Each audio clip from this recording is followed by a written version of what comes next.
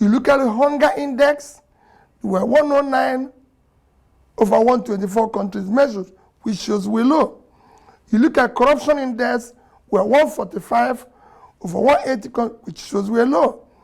You look at law and order, which is supposed to be an intangible asset that drives democracy.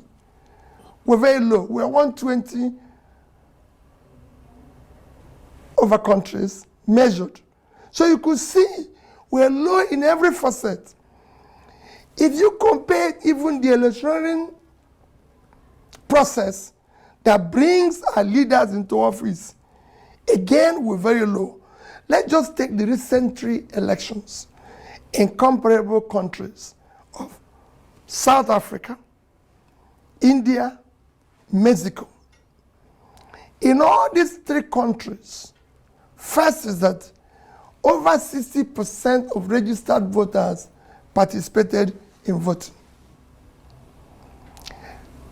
Polling booths opened, over 80% opened on time and closed on time without incidents, no ballot snatching, no this and everything.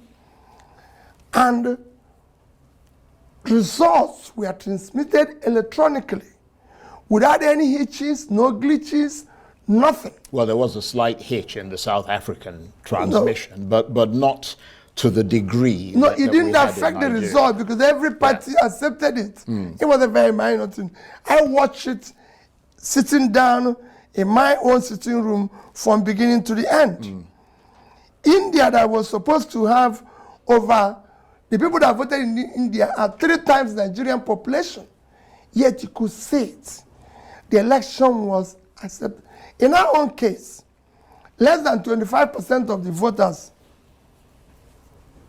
participated. And indeed, those who came out, many of them were prevented from Thank you. At the polling booths, did not open on time, closed late, closed early, with all sorts of fraud and everything. And when you think about it, in these countries that I mentioned, these were carried out by ordinary citizens.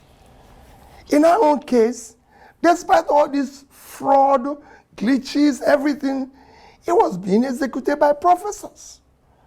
So there must be something we need to re-examine and ask ourselves question, how do we get it right? For our children, for the future generation, we can't continue on this path. So how do we get it right? By doing it rightly. The government can stamp and said, I recall late President Yaradua, who's admitted that the process that brought him to office is faulty. And he was bent on changing it and putting the right steps to do that. So do you think which was followed up by Jonathan. Right. And participated in an election where for the first time the ruling party and the president lost the election. Just like you can see in the way I've just told you, the ANC in South Africa had a reduced position. In India, the same thing happened. They accepted it. So do you think that the reason for this problem that you've identified is politicians in power consciously refusing to give those institutions the latitude to operate? Exactly. And making sure it happened.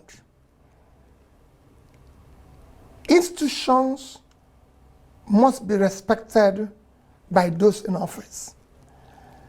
They must make sure for the future of the society, for the future of our children, a leader or those who are in leadership must do things rightly. So in that regard, when you look at the highest office in this country, an office that you aspire to, what do you see? Do you see an individual that respects or does not respect the rule of law, and who, through his actions and those of his deputies and possibly ruling party, supports or does not support the fabric of this country's democracy?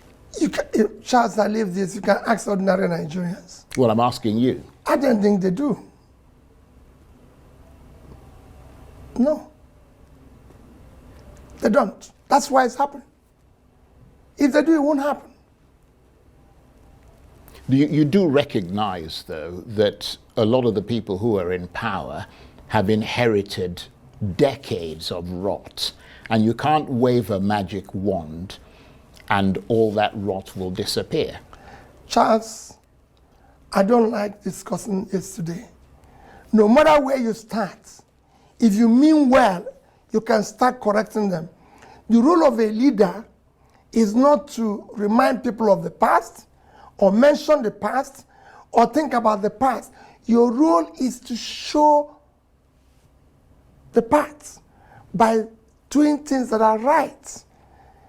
Change starts from you. By you, if you decide to walk the right path, that's how it starts. You can decide, okay, yesterday it was wrong. That's even part of why we hired you. Because it was wrong yesterday, we didn't hire you to remind us or start giving us the excuse, but to show the solution and how best to do it. That is leadership.